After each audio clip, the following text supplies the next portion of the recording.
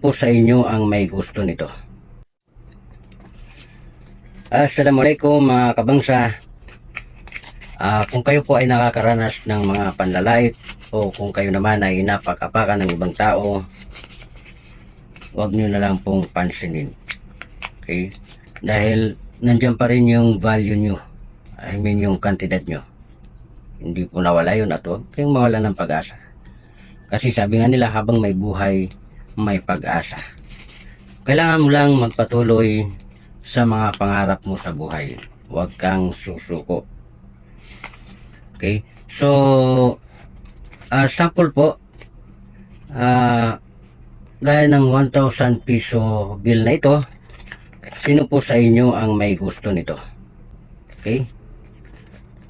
So, panigurado po lahat kayo ay gusto nyo to. So, kung halimbawa itong 1,000 piso bill na ito ay nilukot-lukot ko,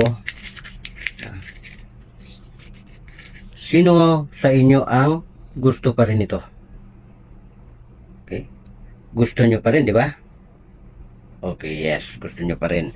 So, halimbawa naman ito po ay inapak-apakan ko.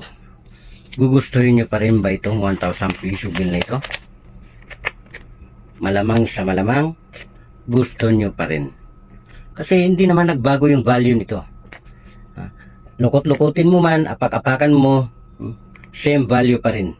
1,000 piso bill at pwede mong ipambili ng gusto mong bilhin. Tama? Okay.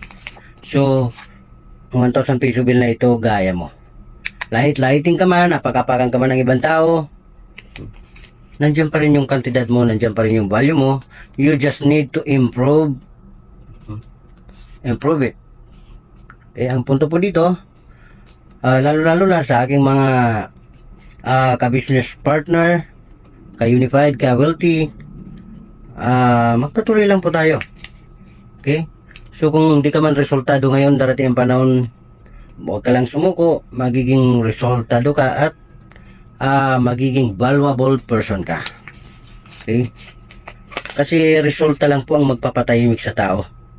Pag resultado ka na, wala na silang masasabi sa iyo. Okay, that's all. Thank you sa inyong lahat. Hanggang sa natutunan ko ang halaga ng aking buhay, binago ang mga gustong gawin, paulit-ulit tinanong ang sarili sa harapan ng salamin. Pinalaya ko ang tunay na salarin, hinayaan kong matutunan niya kung paano ba itama ang mali. Mga di madali ay harapin, bahala na kung saan ako nito dalhin.